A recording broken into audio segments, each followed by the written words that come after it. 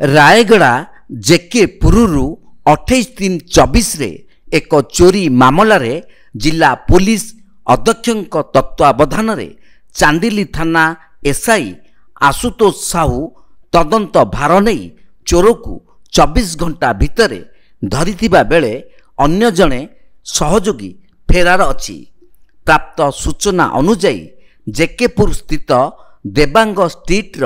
ଲୋକେନ୍ ଶବରଙ୍କ ଘରୁ ଟଙ୍କା, ସୁନା ଓ ରୂପା ପାଉଜି ଦିନରେ ଚୋରି ହୋଇଥିବା ଅଭିଯୋଗ ଆଧାରରେ ଚାନ୍ଦିଲି ପୋଲିସ ତଦନ୍ତ କରୁଥିବା ବେଳେ ଅଭିଯୁକ୍ତ ପ୍ରଦୀପ ଜେନାଠାରୁ ଗତ ଜାନୁଆରୀ ଓ ଚଳିତ ମାସରେ ଚୋରି ହୋଇଥିବା 2ଟି ବାଇକ୍, ବଜାଜ ପ୍ଲାଟିନା ଏବଂ ହୁଣ୍ଡା ସାଇନ୍ ସହିତ ଚୋରି ଯାଇଥିବା ନଗଦ 1,50,000 ଟଙ୍କା, ସୁନା, କାନଫୁଲ, ନାକଫୁଲ,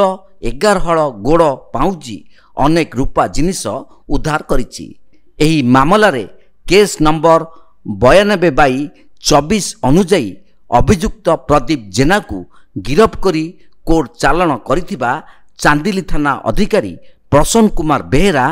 ପ୍ରେସ୍ ବିଜ୍ଞପ୍ତି ମାଧ୍ୟମରେ ଜଣାଇଛନ୍ତି। ଅନ୍ୟ ଜଣେ ସହଯୋଗୀ ଫେରାର ଥିବା ଜଣାପଡ଼ିଛି।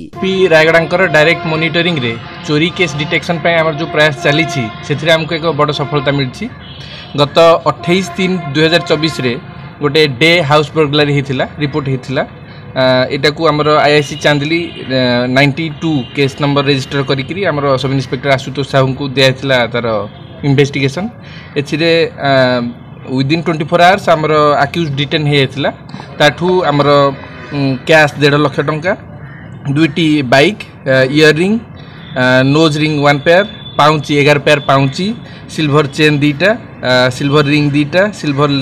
गोड़ मुदी 3 पेयर ता सहित बहुत गुड़ाए सिल्वर जिनपतर रिकवरी होती इंट्रोगेशन भितर आमको आहरी आक्यूज ठू 2टी बाइक रिकवरी है से बाइक गुड़ाक आमर से बाइक को लेकिन रायगड़ार केस 112 28 तारीख रेजिस्टर होता से गोटे बाजाज प्लाटिना रिकवरी एवं चांदिली थाना गोटे जनवरी मसरे गोटे 5 नंबर केस जो भी आ गोटे होंडा साइन चोरी होता से भी रिकवरी।